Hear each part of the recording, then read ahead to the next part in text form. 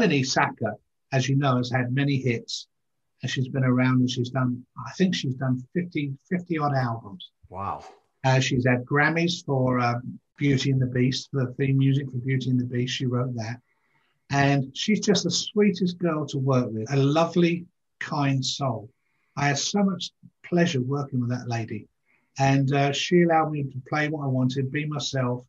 And she flew me to LA to record at North Star Studios in Malibu. The second day's recording, we walked in the studio, and Bob Dylan was in the studio. There's only one studio there. So Bob Dylan, while we were recording, Bob Dylan walked around the studio, sort of didn't acknowledge anybody, and then proceeded to open up every cupboard in the studio, leave the doors open and all the drawers, and look like he was looking for something. So the engineer, when Bob went out to the kitchen, and we stopped the recording, we said, "Is that Bob Dylan?" I went, "Yeah." I said, "What's he doing?" He said, "Oh, I don't know. He often comes up and does this." So I said, "What? Just look through the cupboards?" He said, "Yeah." He comes up on his motorbike, looks through the cupboards. So I went into the kitchen. I thought, I'm not going to miss this opportunity to say hello to Bob Dylan. Melanie had gone down to LA to do some shopping. So it was just me and Alan and the bass player in the studio. So I went to the kitchen on the pretense of making a cup of tea. So Bob's out there opening the cupboard doors. So I said, "Hi, Bob, how are you?" And he went, "Oh, yeah. I said, "Anything I can help with? Are you looking for something in particular?" No. I said, "Oh, okay then. Well, I hope you're okay." "Oh, yeah, I'm fine, thank you." And he left. So I went back in the studio and I said, "That's Bob Dylan. I've just met Bob Dylan." It's like, wow, one of those moments. We decided to get a keyboard. So that was Bob Dylan. That's the Bob Dylan bit. Then we went and said, right, we need a keyboard player to put some tracks on. The engineer said, well, let's get the guy from the band. I can't think of his name at the moment. Garth Hudson.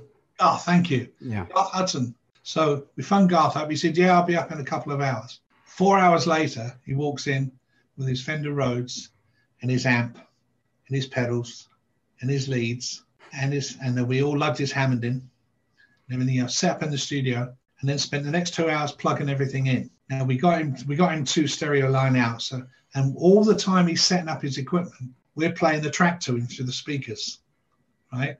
It's just incessantly playing all the time. Hours later, it's noisy Hammond, noisy Rhodes, noisy leads, and then after all that time, he said, right, what track are we doing? So we said, well, we're doing this one. We've been playing you all the time. Okay, can you give me a chord sheet? It's A, E, and D, basically on a turnaround. Oh, okay. Yeah, but write the chords down for me anyway. So we wrote the chords down for him, gave it to him, and well, let's just say Garth was a little bit out there, So we recorded him for 2 hours. He couldn't get a verse right, a chorus right, verse right, chorus right, and then we had to get this keyboard track done. So we said, okay, Garth, we got it. Thanks very much. Picked his check up for $600, right, and left the studio with a check. We immediately listened to what he'd done, and none of it was keepable.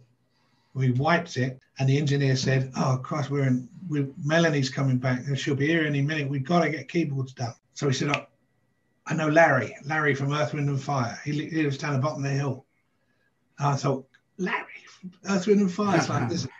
Bob Dylan, Garth Hudson, and Larry all in one day. I was like, heaven. So we finished our track. We were just hanging around for keys. So he phoned up Larry, and they said, Larry, can you make it? He said, he's got a tuxedo on. He said, well, I'm just tuxedo with me and my wife. We're going to a gala award dinner. And he said, look, we've got our Rhodes here. All we want you to do is come and do one keyboard track, 3 chords, A, E, and D.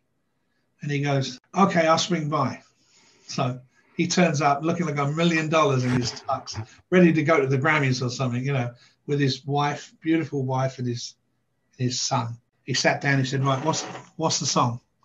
We played it to him, and he went, okay, roll it, right? He recorded a left-hand bass track with a right-hand chord sequence, and then he said, did it perfectly in one take all the way through. Wow. We gave him another track and said, do you want to put Hammond? He said, look, I hear a Hammond part. So he played a Hammond part, and then gave him another track, and he played like a gliss part. And he was in and out of the studio with another check for $600 in 45 minutes.